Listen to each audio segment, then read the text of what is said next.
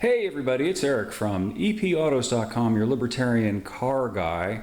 And as you can see, my Trans Am is currently not operational. I had intended to take it out for a drive. I made a point of thinking, you know, today is a nice afternoon, I've got a little time, I'm going to take the thing out. I haven't driven it in probably close to 2 months. And that's why you're looking at the engine without the carburetor. When I fired it up, it was running extraordinarily rough, and I tried to kind of ride it out, hoping that maybe it was just some stuff on the plugs or some not so great gas, and I think that ultimately is my problem. I think that the ethanol gas that I put in the tank has caused me some problems with my carburetor, which is here on the bench, and I have to clean up my bench a little bit here because I was in the midst of a home improvement project, and so now my bench is covered. But I'm pretty sure I'm going to have to, I'm going to take apart my quadrajet here and see what's going on. Now, I haven't touched a thing on this car since I last drove it, and when I last drove it about 2 months ago,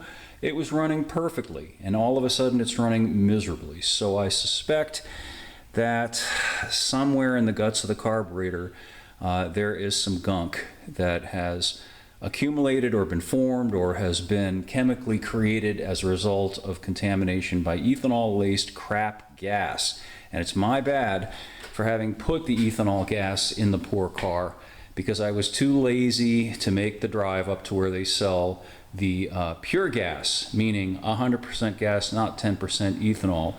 These older vehicles in particular are particularly susceptible to this problem.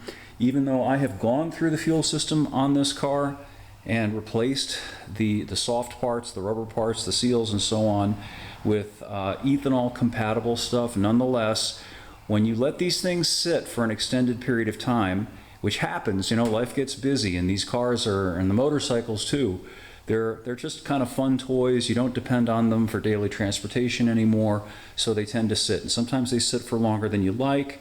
And the fuel that sits in the bowl of a carburetor, not an issue with fuel injection, of course, but with carburetors, they have bowls which are exactly what they sound like. It's basically a bowl inside the carburetor where the fuel sits. And in this case, you know, the jets are immediately underneath of the thing right here. Well, the bowl is here and the jets are down in there, and probably my jets are a little bit clogged with something. And again, it's just from sitting, which is quite something. Anyway, I'll have another video to show what's going on inside the carburetor after I've had a chance here to clean up my workspace, because when you take apart a carburetor, especially one like a quadrajet, it's got a lot of little parts, and really important that you don't lose any of those little parts in the process of that. So stay tuned, I'll have more.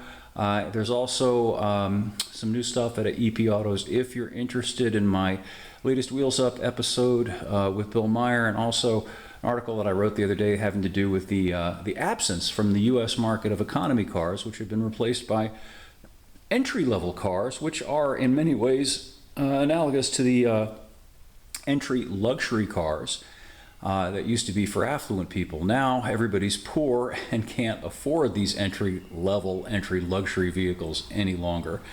Anyway, so if you're interested in that, it's up on the site, and we'll have more for you again soon.